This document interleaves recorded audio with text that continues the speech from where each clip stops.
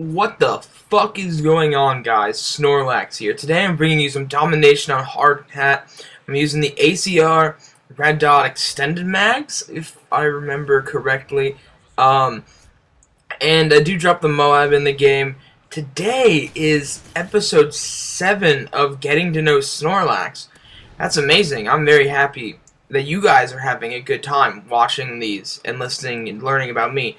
And one thing I haven't discussed yet, which is the main thing I should discuss on this series, is my gaming history, so to speak. And the request was from Godly Tanner, because I was on Twitter complaining about not knowing what I wanted to do with it next, and he told me, and I was like, dude, that's a great idea. I never even thought I didn't do that.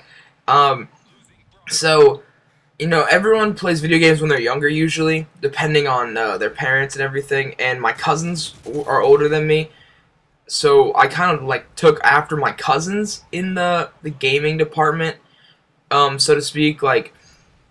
My cousins would play something, and I'd be like, oh, awesome, in the 64 and everything.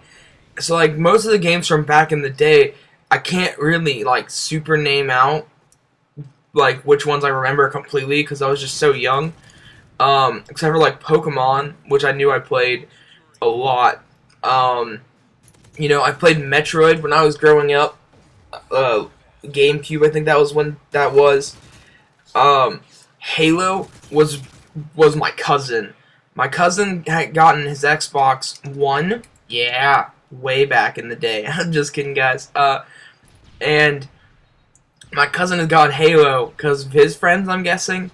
And I used to go to my cousin's house all the time. They were my best friends, so to speak. I had to go hang out with my friends, but then if my friends are busy or something, my cousins would be like, "Hey, come on over."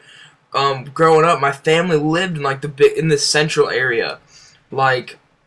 We lived in one house, a block above us, closer to the beach, was my aunt. To the right was my cousins and everyone, and their family, and then, vice versa, everywhere in the area, a few blocks away, maybe less, So, I'd go to my cousin's house, or me and my friends would go to my cousin's house, and we would play Halo. And his mom was a person that, if there was a game that I couldn't play, she knew my mom would freak out if I was playing, she wouldn't let us play it. So when my mom heard that we were playing Halo, she was like, "What is that?" And we were like, "Oh, they're killing aliens. Their blood is pink and purple and shit." And she's like, "Okay, they can play it." So it was a good thing. And that Halo actually got me into the core gaming that I'm in right now.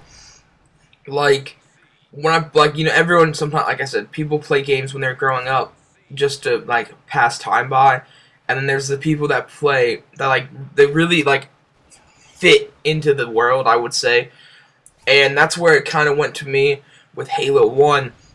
My cousins would play, and I was like, I'm gonna be better than him. I was like, I'm gonna be better than him, and so I strived to do it. So I started pushing harder and harder towards this goal, and while doing that, it kind of built the gaming love for me, and it was a good thing. I mean, if without it, I wouldn't be here right now. I continued playing through the Halos. I played Halo 1 hundreds of times. I don't know exactly how many times, but it was a bunch. Halo 2 came out, got that for I think my birthday or something. And then when Halo 3 came out, I was a little delayed. At the time I don't know how old I was exactly. But when the 360 came out, I was like, I want the 360 for Halo 3. That was the main thing. And at the time, I didn't really play Call of Duty. Any Call of Duties. I didn't play most anything else but Halo. And because I still went outside and everything, when Halo 3 came out and the Xbox 360 with the Live, it was just amazing. Like, oh my god, you know, I could play against people online, without having to do this or that, because it came with, you can buy the wireless adapter and everything. So I was like, dude, this is so much easier. Can I get it? And I got it for Christmas in 2007, I think. Because we don't have money growing up. I didn't have that much money growing up. I had, we had some money, but not a lot. So when I got it, I was like, oh my god, I played the shit out of Halo 3. Most of it was, like, the first half was like, public matches and everything. And then I joined KSI and went to GBs and stuff like that. I did all that good stuff for Halo 3. So, like, Halo 3 was my game. I don't know how I didn't die there. But it was, I loved it. That game was amazing. I loved it because it kind of brought me towards this. Then, when I started hanging out with two of my really close friends. One I've known for a while, and he loved Halo too. Like, he wasn't as good at it. He wasn't a very big person into games. But when he got his 360, finally, he was like, oh, let's play. We always played. And one of our buddies was like, bro, have you played Modern Warfare 2? I was like, no, I haven't. There's the Moab guys. And he's like, dude, just try Modern Warfare 2. It's fucking awesome. It just came out. And I was like, oh, it just came out. I don't want to pay for that. But he was like, alright, well, let's get Call of Duty 4. And I was like, okay. So I got Call of Duty 4. I played it. And then I went to Modern Warfare 2, which is how I met IROC. I met him through friends, and they were like, oh, he's really good at Call of Duty. And I was like, oh, let's play. So, obviously, we did that, and my competitiveness just went, let's do it, man. I'm gonna be an asshole. And that's another story for another commentary. And then I kind of just stuck with it. Like, Modern Warfare 2, I met a bunch of Call of Duty players, and, we played Search and Destroy all the time and everything, and that kind of made my love for Call of Duty grow, as well as keeping my Halo love up there, because, Halo 3 had been out for so long, there's nothing different.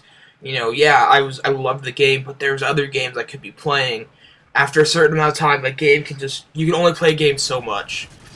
And then take a break from it, you can go back to it. But, you know what I'm saying? And kind of where I got now, like, that's where I got to right now. Once I got in the Call of Duty, I was like, dude, this YouTube thing's fucking awesome. Let's try it. Modern Warfare 2, I got a Dazzle. I didn't really, like, advance from the Dazzle until I got more into YouTube. And then that was when me and IROC started together. And so now I'm still here, I still play, like Skyrim, I played Oblivion and all those games. So I have a wide variety of games I've played. I also have a good amount of games that I still remember playing, and there's a good amount that I don't remember playing. This game's about to be wrapping up, guys. I hope you guys enjoyed. This is a really good series. I'm glad that it's going the way it is. If you have any questions for me or topics for this series, leave them in the comments. I had an open lobby the other day. It was really good. Kind of a little late. That was my fault. I'm sorry if you guys couldn't come in. If you guys liked, click that like button. If you guys are new here, you could subscribe and see more. If you guys want to leave a comment, I love comments more than anything. Hope you guys enjoyed. Peace out.